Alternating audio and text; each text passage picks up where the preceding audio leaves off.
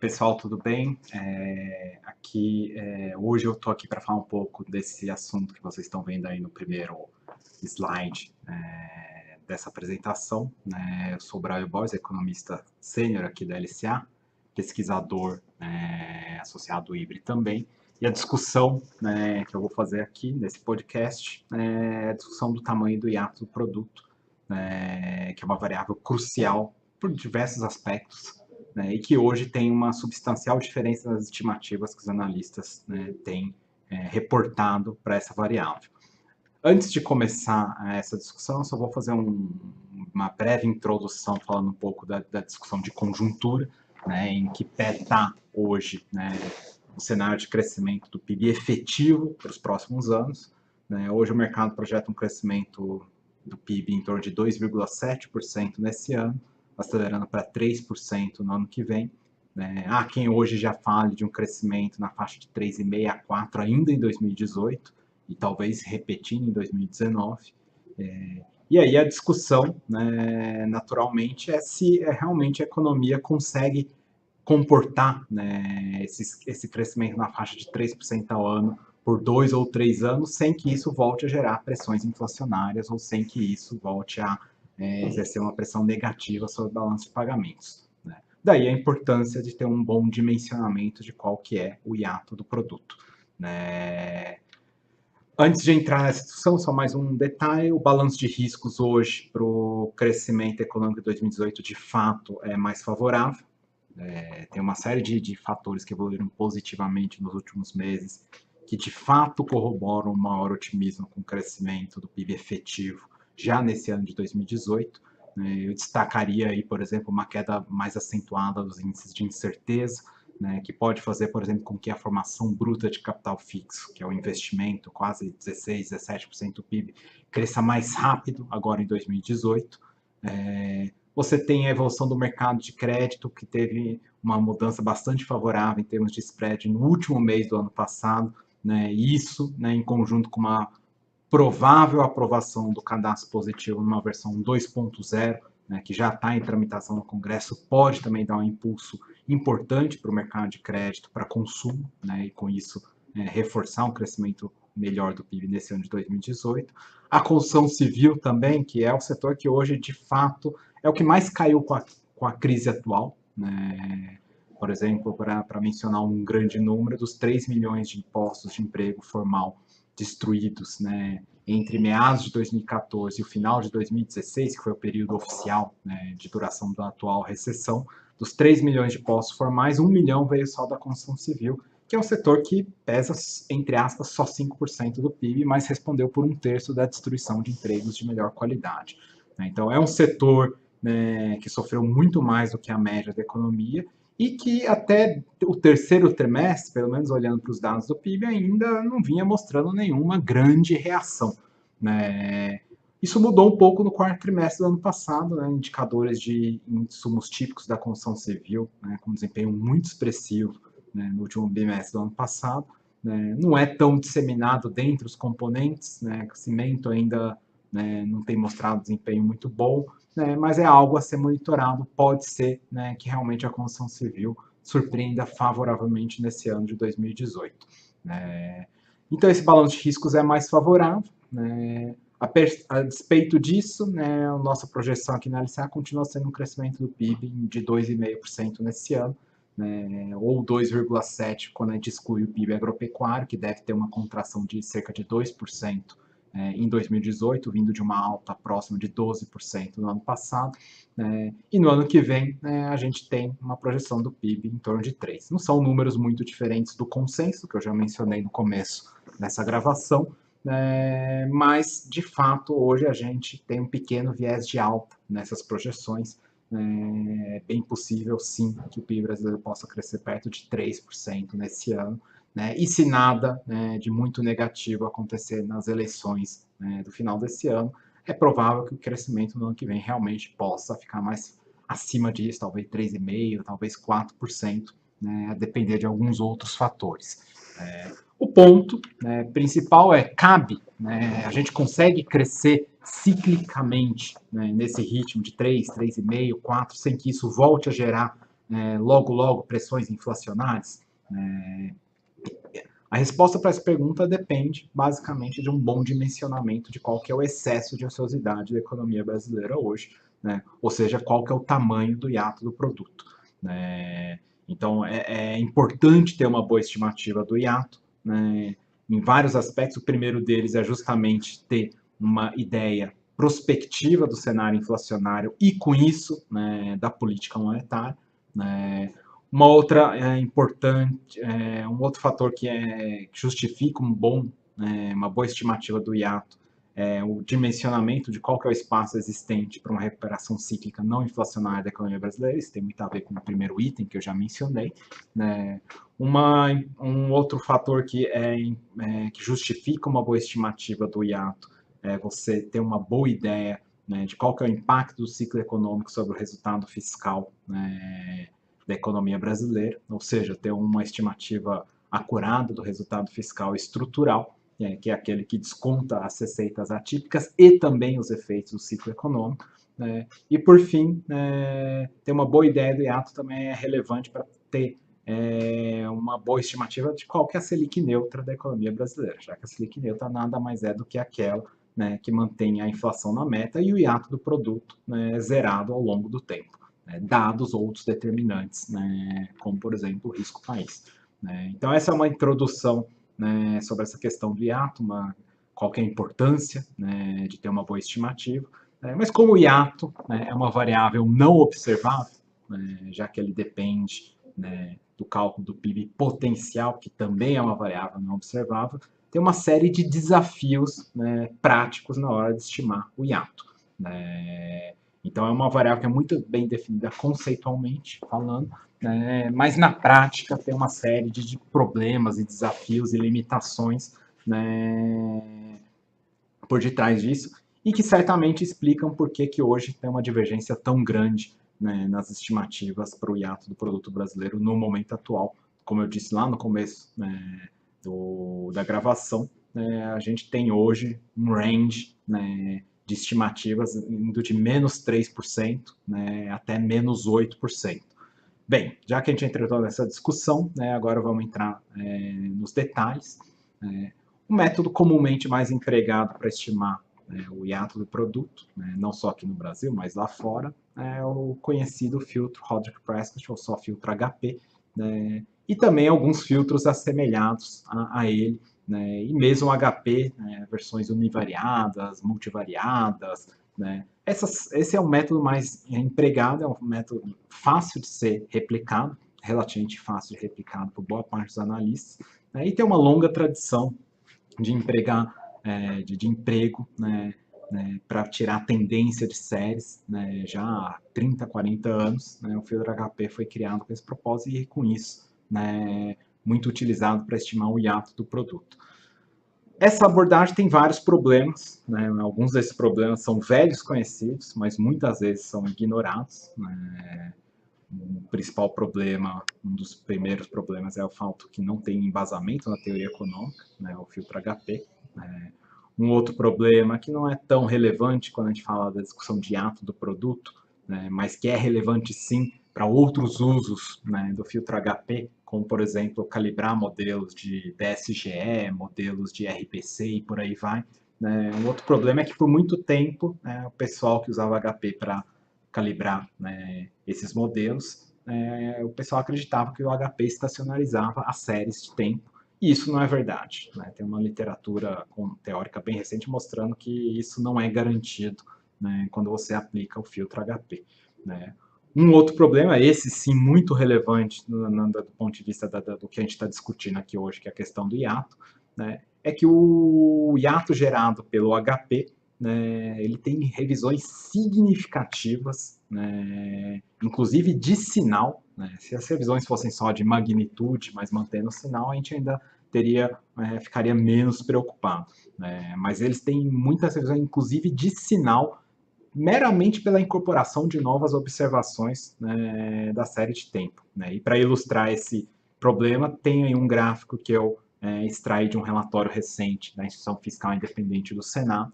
Né? Aliás, é um relatório que eu recomendo fortemente a leitura, né, para quem quiser se inteirar, né, sobre essa discussão, né, de estimação do hiato do produto. Né, é um belo de um survey, né, publicado agora, né, há 2 semanas atrás, né, pela IFI, né, recomendo bastante a leitura, e esse gráfico veio de lá. E o que esse gráfico mostra, né, é uma estimativa do hiato do produto em tempo real, que é a linha pontilhada.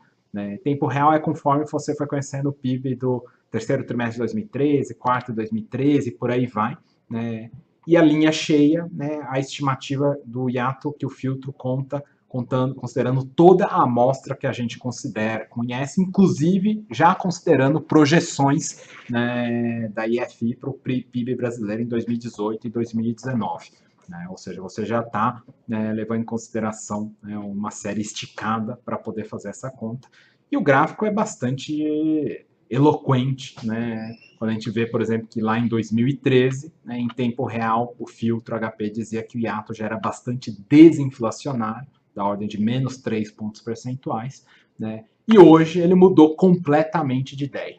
Né? Hoje, já considerando as projeções até 2019, o filtro diz que o hiato, né, é simplesmente de mais 3 pontos percentuais. Né? Então, houve uma revisão de magnitude de 6 pontos e mudança de sinal. Né? Então, esse é um problema sério do HP e também dos seus filtros assemelhados. Outro problema do HP é que ele admite, dado o parâmetro de suavização, o lambda, né, default, que todo mundo usa, ninguém nem questiona, né, porque que aquele valor é 1.600 para séries trimestrais, ou 100 para séries anuais e por aí vai.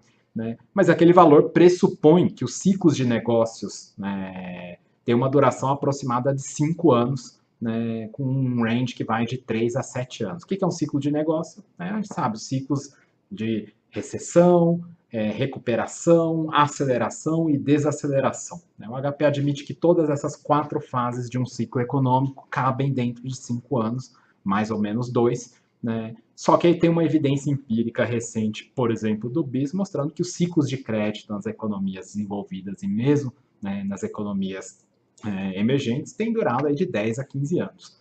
Né? Basta ver o caso do próprio Brasil, né, que teve um ciclo de crédito aí iniciado lá em 2003, 2004, e ciclo esse que, com um pequeno interregno em 2009, foi até 2013. Né? Então, a gente falando de uma duração de quase 10 anos, né, do ciclo de crédito recente da economia brasileira. Né? Então, esse é mais uma limitação. Tem outros problemas do HP também, né, que fizeram, né, o Hamilton, né, recentemente divulgar um paper, né, com uma crítica bastante ácida. Né? O título já é bastante ilustrativo do que ele acha do filtro HP. Né? Ele simplesmente acha que a gente nunca deveria usar um filtro HP. Né? Tá aí a referência para quem quiser, né, depois se aprofundar. Né? A crítica que o Hamilton faz, né, não tem ainda nada a ver com isso que a gente está discutindo aqui. Toda essa discussão que eu mostrei para vocês é mais do ponto de vista da estimação do hiato a partir da aplicação do filtro HP. Né? A discussão do Hamilton é ainda mais profunda, mostrando que o filtro HP ele gera uma dinâmica espúria, né, da série filtrada, da série de hiato, da série, né, de ciclo que ele gera, né, a partir da filtragem. Né? Um outro problema, né, apontado por um paper recente desses 3 autores publicados lá no NBR, mostrando, né, que também as estimativas de PIB potencial, né, que estão por detrás das estimativas de hiato, né, por serem muito baseadas no filtro HP, e esses filtros, não só o HP, mas os seus assemelhados, são na prática médias móveis. No fundo é isso, esses filtros são grandes médias móveis, e por isso eles não conseguem distinguir bem um processo persistente, né, de um processo de mudanças permanentes que acontecem nas séries. Né? Então, isso é um problema sério. Né? E com isso, as estimativas de PIB potencial que emergem a partir da aplicação desse filtro, elas têm propriedades meio esquisitas, né? Que é o que eu estou tentando mostrar com esses 2 gráficos. Né? Por exemplo, quando você tem um choque negativo de política monetária, você se esperar que, de fato, o PIB efetivo caísse, né? E é isso que acontece, né, nesse exercício feito pelos autores, só que eles mostram que o PIB potencial, as estimativas de PIB potencial, também acabam caindo. Né? A gente sabe que isso não deveria acontecer, porque o PIB potencial reflete a capacidade de oferta da economia. Né? Um outro comportamento esquisito tem a ver com choques de petróleo. Choques de petróleo, né, a gente sabe um choque negativo tende a derrubar o PIB efetivo, e isso de fato acontece no passado, né, só que, né, nesse exercício feito pelos autores, né, os choques negativos de petróleo elevaram as estimativas de PIB potencial. Né? Então, só para ilustrar um pouco aí, né, algumas propriedades esquisitas que não seriam de se esperar, né, do comportamento do PIB potencial. Bem, dito isso, né, passando agora para a discussão, né, do Brasil propriamente dita, essas medidas de hiato mais baseadas no filtro HP apontam hoje um hiato, né, no limite inferior daquele intervalo, né, de -3 a -8, que eu mencionei no começo da apresentação. Essas medidas, grosso modo, estimam hoje um hiato em torno de -3 a -4. E quando eu falo isso, não estou falando só do HP univariado, uma metodologia que é muito empregada no Brasil, é a metodologia desenvolvida por uma economista do Banco Central, a Marta Erosa, num paper divulgado lá em 2008, que ela basicamente combina o filtro HP com uma função de produção. Tem outras premissas fortes que ela faz para poder gerar a série de hiato, por exemplo, admitir que a PTF efetiva é igual a PTF tendencial em todo momento do tempo, ou seja, não tem ciclo nenhum, não tem nenhuma oscilação cíclica da produtividade total da economia, o que é muito forte, mas na prática trata-se basicamente de um HP multivariado. Uma outra abordagem muito utilizada, que eu mesmo utilizava até algum tempo atrás, era usar a abordagem de função de produção clássica, mas usando o filtro HP para estimar os níveis de equilíbrio do desemprego, da utilização da capacidade, mesmo da produtividade da economia. E isso, na prática, é um filtro HP com um pouquinho mais de história embasada na teoria econômica para contar. Então, todas essas metodologias, seja o HP por sangue univariado, seja o HP multivariado, que é a metodologia Ariosa, seja a função de produção, mais com os níveis de equilíbrio, de desemprego, produtividade, por aí vai estimados por HP, todos eles geram um resultado mais ou menos parecido, que é um hiato em torno de -3 a -4, e um hiato que fecha, dadas as projeções mais recentes de consenso para o PIB efetivo, um hiato que fecha no mais tardar no final do ano que vem. Ou seja, em meados de 2019, o alívio que a sociedade da economia estaria gerando sobre a inflação já desaparece, e aí com isso o Banco Central já teria que voltar a subir juros e toda essa consequência que a gente tem por detrás disso daí. Bem, a Comissão Europeia, hoje, a gente pode considerar como o organismo que está na fronteira do conhecimento quando o assunto é a estimação do hiato e do PIB potencial. Por quê? Porque os países da periferia da Europa, após a crise de dívida soberana em 2011, 2012, eles começaram a adotar programas de consolidação fiscal, e esses programas as metas fiscais por detrás deles foram definidas em termos de resultados fiscais estruturais, ou seja, um resultado fiscal que desconta efeitos atípicos sobre receitas e despesas e também desconta os impactos do ciclo econômico. Ou seja, a Comissão Europeia precisava ter uma boa mensuração de qual que é o hiato do produto para descontar o efeito do ciclo econômico. No começo, lá há 5, 6 anos atrás, eles começaram a fazer essas estimativas de hiato baseado no HP, que a gente viu até agora. Só que, dados todos aqueles problemas que eu já mencionei nos slides anteriores, as revisões principalmente, essas estimativas começaram a ser alvo de pesadas críticas, e os próprios países começaram a questionar se as metas fiscais estavam bem calibradas ou não. E aí, com isso, a Comissão Europeia resolveu que deveria aprimorar a estimação do hiato do produto e caminhou, a sua metodologia caminhou no sentido de utilizar a abordagem de função de produção, mas sem usar um filtro HP para estimar os níveis de equilíbrio dos fatores de produção. E foi nessa abordagem, vamos dizer assim, que eu me inspirei ao longo do ano passado para desenvolver a medida de hiato que eu vou apresentar logo em seguida, e também, em paralelo a isso, a Instituição Fiscal Independente do Senado também caminhou A motivação original, tanto minha como da IFI, né, quando a gente começou, né, esse esforço paralelo, né, em algum momento do ano passado, era justamente ter uma boa medida do resultado fiscal estrutural. Né? Então, nesse sentido, né, é que a gente trabalhou uma medida que fosse mais robusta. E está aí os resultados. Né? Primeiro, mostrando as estimativas da IFI. Né? Notem que a linha azul mostra o hiato do produto hoje negativo em mais ou menos 8%, né? E estável nos últimos trimestres, em contraste com as medidas baseadas no HP, seja o HP univariado, que é a linha preta, seja o HP multivariado, que é o Areosa, né, que mostram hiatos hoje da ordem de -3 a -4 e fechando rapidamente nos últimos trimestres. É esquisito isso. Né? O PIB brasileiro cresceu meros 1% no ano passado, né, e essas medidas de hiato baseadas no HP mostram um fechamento expressivo, né, do hiato nos últimos trimestres, ao passo que a medida, né, da linha azul, esse cálculo da IFI, mostra que o hiato ficou mais ou menos parado, né, nos últimos trimestres, e isso é muito coerente com o que a gente observa, por exemplo, nas medidas observáveis de ociosidade da economia brasileira, como o NUS e a taxa de desemprego, que pouco oscilaram, né, ao longo dos últimos trimestres. Né. Nesse próximo slide, eu comparo as estimativas de hiato que eu desenvolvi, né, aqui na LCA com as medidas da IFI. Notem que elas são muito parecidas, tem sim algumas divergências, né, principalmente em 2009, né, a minha medida mostra um hiato basicamente neutro em 2009, a medida da IFI mostra um hiato negativo mais ou menos 2 pontos percentuais, né, mas são séries muito parecidas e, mais importante, na ponta, apontando, né, indicando um hiato negativo em torno de -7 a -8 e relativamente estável nos últimos trimestres.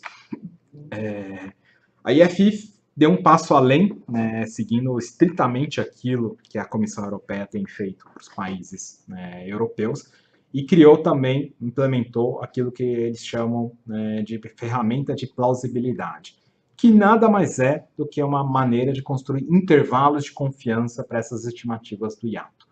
Né? E esse intervalo de confiança construído, não vou entrar nos detalhes, mas ele mostra hoje, né, que o hiato estaria, né, em um intervalo que vai de -5 a -8 pontos percentuais, né, considerando aí 2 desvios padrão.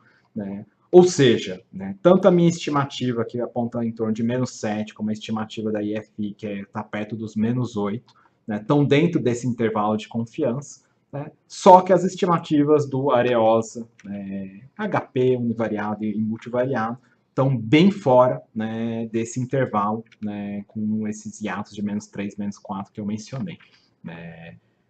Tem algumas diferenças, por que eu e a IFI não chegamos exatamente nos mesmos números? Porque, né, obviamente, tem algumas pequenas diferenças, né, a gente não usou também bases de dados exatamente iguais, né, um dos desafios é usar, por exemplo, a retropolação da PNAD contínua para estimar a parte, né, do fator trabalho. A gente tem a nossa retropolação aqui da LCA, né, o pessoal da FE usou a retropolação feita pelo IPE, né, e isso não é exatamente igual. Né. Além disso, né, eu resolvi um pouco além do que a Comissão Europeia faz, né, porque eu já tinha o desafio, né, eu já tinha na cabeça que eu precisava de um arcabouço que eu pudesse não só estimar bem, né, o hiato e o PIB potencial para trás, mas poder projetar bem o PIB potencial, né, para o futuro, não a partir dos fatores que estão ali na função de produção. Né. Dado uma série de estoque de capital, dado uma premissa de produtividade, é obviamente que o PIB potencial sai,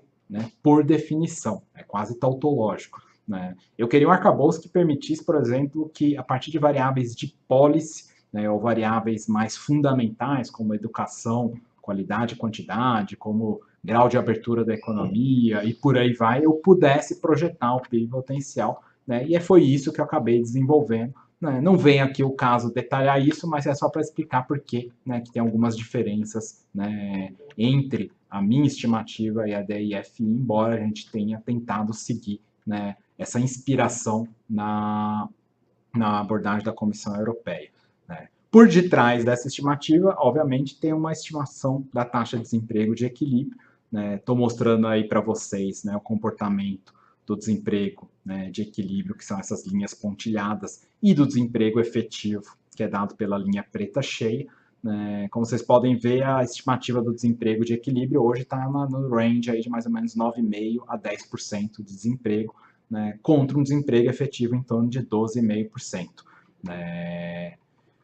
A IFI chega a um resultado bastante parecido, né? Embora o desemprego de equilíbrio na estimação deles esteja subindo um pouco nos últimos anos, né? Na minha estimação, como vocês podem ver, ele está mais ou menos estabilizado, né? Mas o nível é o mesmo e o comportamento ao longo dos últimos 20 anos também é muito parecido da taxa de desemprego de equilíbrio, né? E aí eu vou fazer uma comparação com a metodologia Areosa, por exemplo, que ela gera uma estimativa de Nairo, né, muito cíclica, né? O desemprego de equilíbrio, né, que está embutido no hiato calculado a partir do Aerosa, que é nada mais é do que um HP multivariado, né? O desemprego de equilíbrio é quase tão cíclico como o desemprego efetivo, né? E isso, para mim, realmente é algo um pouco estranho.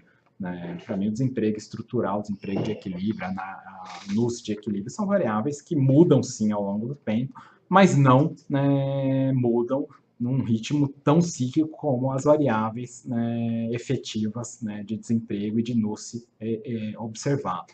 Né? Por fim, né, toda essa discussão de ato, né, ela tem que ter uma prova do pudim. Né? Por mais que eu tenha, né, nessa abordagem que eu utilizei para estimar o IATA e IFI também, por mais que tenha uma curva de Phillips embutida para estimar, né, a dinâmica salarial, né, a prova do pudim é saber se essas medidas de ato, né, conseguem antecipar bem a dinâmica da inflação de bens e serviços a partir da estimação de uma curva de Phillips. Né? É esse o resultado que eu estou apresentando aqui para vocês. Né? Eu estimei uma curva de Phillips para a inflação dos preços livres no IPCA ex-alimentação no domicílio, ou seja, a gente está falando de mais ou menos 60% do IPCA, outros 15% são alimentação no domicílio, muito sujeito a choques de oferta, e outros 25% são os administrados, que aí são, tem regras próprias, são muito backward look, enfim. Estimei a curva de Phillips, tomei o cuidado de estimá-la somente até 2013, né, e construir projeções fora da amostra de 2014 até 2017, e usei duas medidas de ato diferentes. Né? Essa medida, né, que eu apresentei para vocês, que eu trabalhei, que é bem próxima da IFI, e a outra medida de ato que sai, né, a partir do HP. Né? Tanto univariado ou multivariado, eles são muito parecidos. Né? E como o gráfico deixa bastante evidente, né, a projeção fora da amostra para a inflação é mais coerente com o hiato do produto de menos 7, menos 8 hoje, né, do que um hiato de menos 3, menos 4, como apontado pelo HP. O HP superestimou sistematicamente a inflação, né, brasileira, né, nos últimos 3 anos, 3, 4 anos, né, ao passo que a medida de ato alternativo, né, ficou muito mais aderente com o real comportamento da inflação nesse período. Né. A conclusão aqui é óbvia, né? De fato, eu acho que há evidência de que o hiato produto está mais perto de menos 7, menos 8. Né? A implicação disso é que o fechamento do hiato, dadas as projeções, né, de PIB brasileiro efetivo para os próximos anos, vai ser muito mais lento do que, né, alguns analistas vêm apontando. Né? Muito provavelmente não será em 2019 nem em 2020. Né? Talvez em 2021 ou 2022, né, que a gente realmente enxergue esse fechamento de ato do produto, né, num comportamento, aliás, que é muito análogo àquele que a gente viu, né, na economia norte-americana depois da recessão de 2007 e 2009. Né. Lembrem-se, só para ilustrar isso de maneira mais objetiva, né, o desemprego americano subiu de 5% lá em 2007 para 10% em meados de 2009, né, que foi o período de duração da recessão americana, dobrou, né, e só em 2015 e 2016 ele se aproximou de novo dos 5%, que é estimado como sendo, né, a Nairu para a economia norte-americana.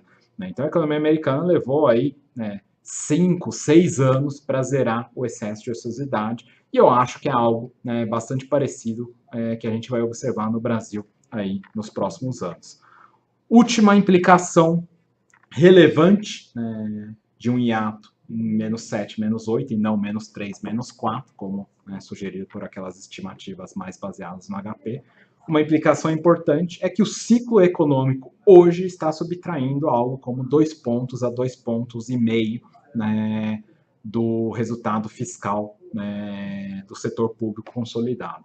Dito de outro modo, como o gráfico deixa bastante evidente, essas são estimativas, né, de um trabalho, né, do Sérgio Gobetti, Rodrigo Arair, né, e um terceiro autor que ganhou menção honrosa no Prêmio Tesouro Nacional do ano passado. 2 desses aí trabalham na Instituição Fiscal Independente, né, então desenvolveram inclusive a medida de ato para justamente chegar nessa medida de resultado fiscal estrutural, né. Essas estimativas que estão apresentadas no gráfico são deles, mas eu chego em resultados muito parecidos, né.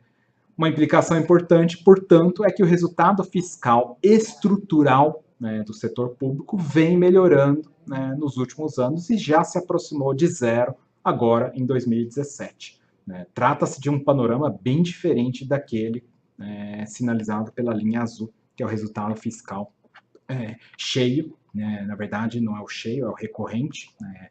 Eu pego o resultado publicado pelo Tesouro Nacional, pelo Banco Central, e desconto receitas e despesas atípicas, né? Aquele resultado mostra que o déficit primário do governo praticamente se estabilizou em torno de 3% do PIB, né, de déficit, que é uma enormidade.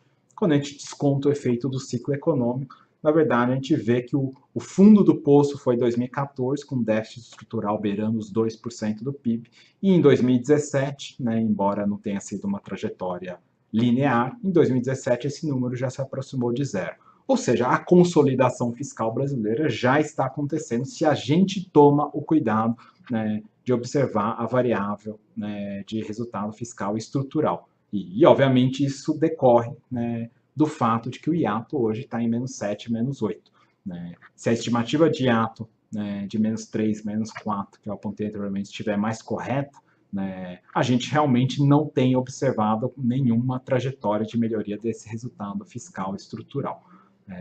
Bem, pessoal, com isso aqui eu encerro a discussão um pouco mais técnica do que o usual, mas esse tema merece, né, um detalhamento técnico um pouco maior, justamente por conta de toda a divergência, uma divergência que é maior do que o usual, né, para a estimação dessa variável, né, não observável, que vai ser crucial por todos os aspectos que eu já mencionei, né, nos próximos anos. Eu diria que, afora a questão política, né, envolvendo aí as eleições no final desse ano, a grande discussão econômica, não só nesse ano, mas nos próximos anos, vai ser justamente essa questão, né, do hiato do produto e das consequências que isso pode ter sobre política monetária, interpretação dos resultados fiscais. Né? Então, é por isso, né, que isso mereceu um tempo maior do que o usual. Né? E com isso eu encerro a minha fala aqui. Obrigado.